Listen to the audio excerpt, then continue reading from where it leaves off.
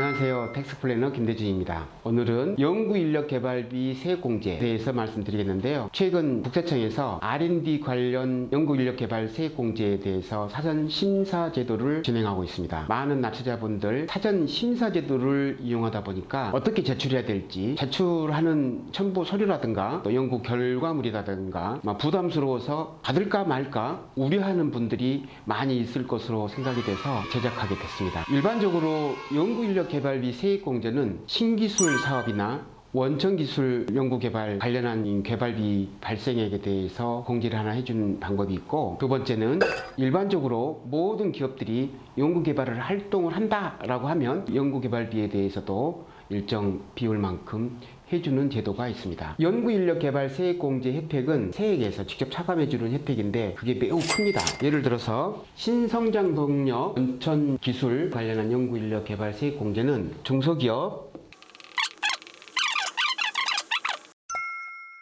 중소기업의 경우 30%, 중견기업의 경우 25%, 일반 대기업의 경우에는 20%는 무조건 해줍니다. 추가적으로 10%를 한도로 해서 수익금액에, 일반적으로 매출액이라고 적었습니다.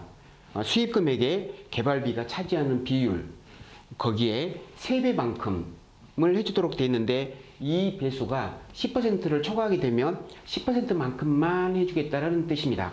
그래서 중소기업의 경우에는 40%까지 해주는 것이죠. 그리고 중견기업도 40%까지는 해주는 겁니다. 그 다음에 대기업은 30% 정도까지만 해줍니다.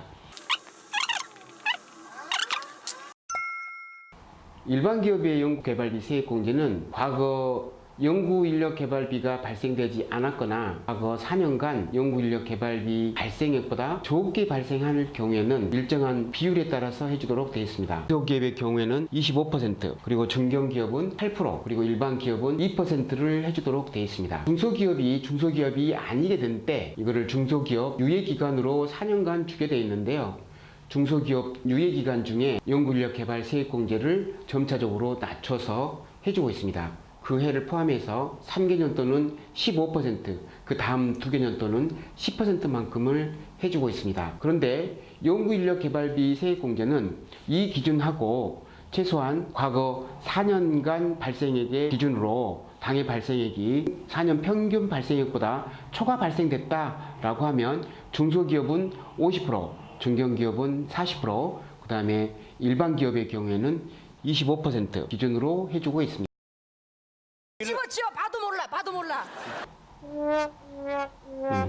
연구인력개발비 세액공제는 주의할 점이 많이 있습니다. 당연히 납세자가 직접 지출해야 되는 것이고 과세 연도마다 판단합니다.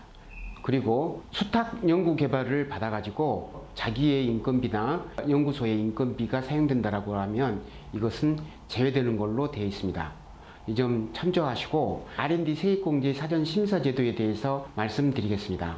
사전심사제도는 국세청이 서비스 일환으로 연구인력개발비 세액공제에 대해서 미리 심사해서 납세자들에게 편의를 제공해주고 있는 제도인데요. 신청 방법은 납세자가 직접 신청을 해야 되는 것이고, 각종 첨부 서류가 있는데 그 첨부 서류 중에 연구인력개발 결과물, 또 개발 성과를 위해서 보고서 등등이 첨부되도록 되어 있습니다.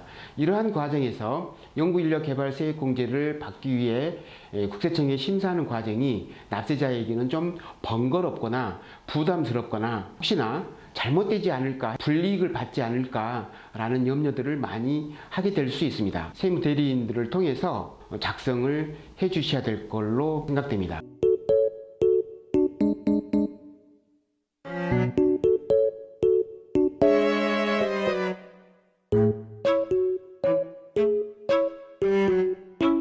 연구인력개발 세액공제 사전 심사 신청을 하기 위해서 신청서 작성이나 등등은 국세청 홈페이지 자료를 참조하셔서 진행하시면 될 것 같습니다. 연구인력개발비 세액공제 제도를 납세자들이 이용을 할 때 많은 어려움이 있습니다. 과연 연구인력개발 성과물이 없는데 내가 연구개발비 세액공제를 받을 수 있느냐? 받아야 합니다. 그 과정도 연구개발 과정이니까요. 아마도 적자 기업의 경우에는 부담 세액이 없어서 추가적인 세액공제 혜택도 받지 않을 것이라고 보는데, 초창기에 적자 기업이라 하더라도 관리를 잘 해 놓으시면 나중에 세액이 발생되더라도 추가적인 세액공제 혜택도 해줄 수 있는 2월 공제 제도가 있기 때문에 연구인력 개발 세액공제를 가급적 많이 받아야 합니다.